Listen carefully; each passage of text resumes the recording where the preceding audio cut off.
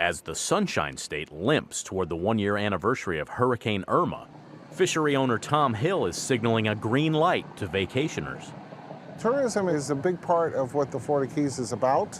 Irma smacked us around pretty good, and we're surviving from it. Key Largo is fortunate that we're up and running again. Breaking records in the open ocean in September 2017, Irma weakened to a Category 4 as it pummeled the domestic island chain with 140-mile-per-hour winds 80 miles southwest of Key Largo. Impacts were felt within a 400-mile radius as the tempest charged up the Gulf Coast. We had in our facility some flood damage. We had a foot of water above. In fact, where we're standing right now was this deep in water.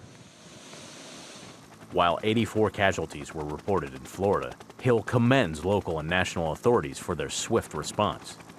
And as he works with private insurers to recoup his losses, Tommy Vick, a produce grower on the mainland and nearby Homestead, says government assistance can take a while longer. So every flower was going to be a tomato.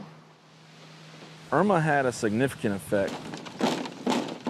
When it hit us, it was between a Category 2 and a Category 3. Now, that also did damage on our avocado fields. We lost, I would say, 75% of our crop that we had remaining. We had about 60% of the field knocked over. So we had to go in there and stand the trees up. Now, they want to inspect it, which is fine, but when they get to it, which is a month or 2 months later, I got to get those trees up now. Storm debris also kept local wildlife purveyor Luke Kuhn from returning to work in a timely manner. These alligators are capable of jumping. I'll tell you what, after the storm, when all the trees are down, it doesn't look like the same place. It's pretty unrecognizable. We're the last thing on this road, or we're the farthest point, so the trees that were on the road, no one had cleared by the time we got here a few days later. So it took us walking to work for the first few days, maybe about half a mile, through different trees, down power lines, until we were able to cut enough to where we could drive a truck or a car through. Boasting over 2,000 gators and other exotic animals, Everglades Alligator Farm's tourist operations were shut down for 2 weeks in Irma's wake. Bye-bye. It's definitely a chunk of revenue.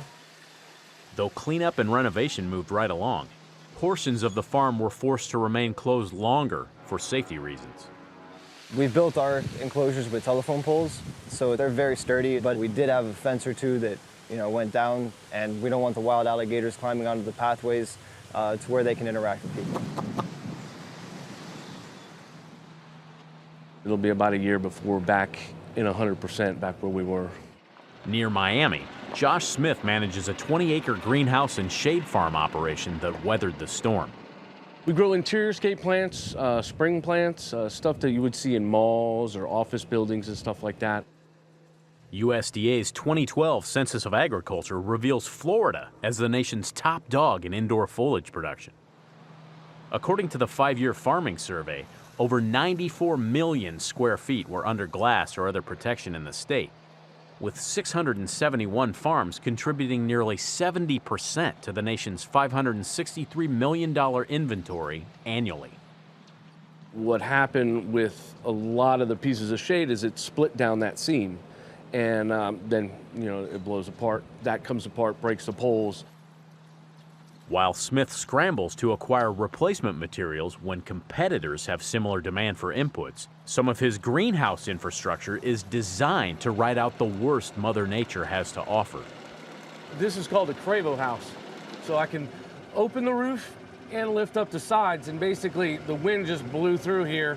Got a little bit of damage, but not much. The plants got knocked over, but I was able to come back in, stand the plants back up, and close the roof and just keep growing. Though structures like these have helped growers hold on through numerous hurricanes, some measure rebounds against a decades-old benchmark. Hurricane Andrew left over $27 billion worth of damage after it slammed into Florida in 1992, leading to an overhaul in building codes, insurance practices, and the role of federal government. I've been fortunate enough to experienced both, and life before Andrew was different than life after Andrew, and life after Irma will definitely be different as well. Branching out into additional domestic and international markets has helped Key Largo fisheries avoid disruption as regular customers, hotels and restaurants, reopen ahead of the summer vacation boom.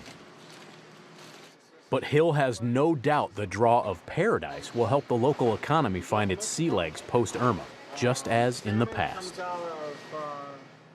In the Florida Keys, there are no down days, you know? It's all good times, you know? So no matter when you come, you know, it's just different angles of the sun, that's all. For Market to Market, I'm Josh Bittner.